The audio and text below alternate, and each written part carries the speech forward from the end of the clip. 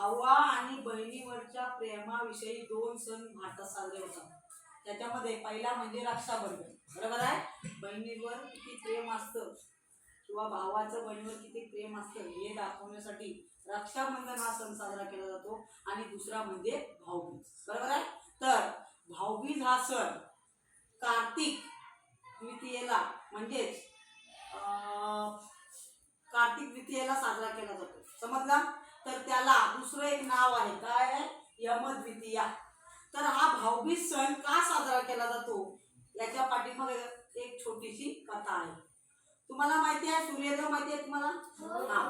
तर सूर्यदेवांच्या पत्नीचं नाव छाया आणि या छायाला 2 मुलं होती. त्याच्यामध्ये एक म्हणजे यम आणि दुसरं मुलगी होती तिचं नाव यमुना.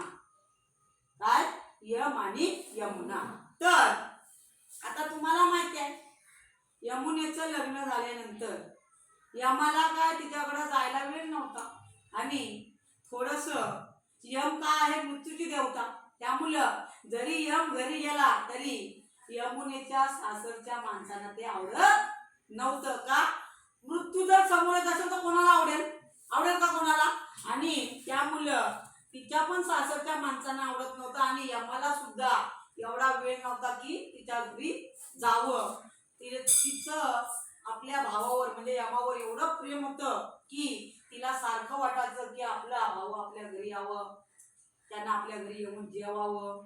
पण त्याला मात्र वेळ मिळत नव्हता. आणि एके दिवशी तो दिवस होता द्वितीयेचा आणि त्या दिवशी तिनं आपल्या भावाला जेवायला बोलवलं आणि वेळात वेळ काढून त्या दिवशी यम आपल्या बहिणीच्या घरी जेवायला गेला.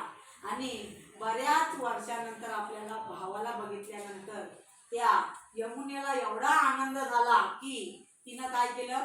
पहिल्यांदा भावाचं खूप आनंदात स्वागत केलं. नंतर त्याला ओवाळलं, औक्षण केलं त्याचं. त्याच्यानंतर शब्द माहिती आहे ना? तर ओवाळलं, त्याला चांगलं जेवायला दिलं. आणि मग यमाला सुद्धा हे एवढं आवडलं. पहिल्यांदाच कोणीतरी आपल्यासाठी असं काय केलं होतं.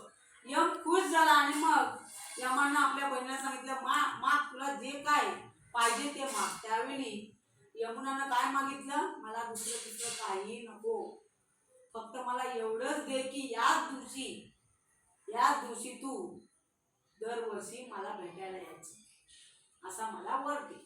आणि मग तेव्हापासून दरवर्षी भाऊबीज हा सण साजरा व्हायला लागला. भाऊबीजेला काय होतं रे? भाऊ काय करतो? बहिणीच्या घरी भेटायला जातो आणि मग बहीण त्याला ओवाळते. भाऊ तिला काहीतरी भेट वस्तू नेतो ना, साडी, कोण काहीतरी वेगवेगळ्या वस्तू नेतो. बरोबर आहे. हा. आणि मग बहीण भावासाठी चांगलं जेवण देते. बघा काल गुरुवार होता पण बहुतेकांनी भावासाठी काय भाजी नसेल केली. बरोबर ना? कारण भावावर एवढं प्रेम असतं बहिणीचं की त्याला काय आवडतं आदल्या दिवशी फोन करणार, बाबा दादा तुला काय काय पाहिजे जेवायला तर सांग. बरोबर ना?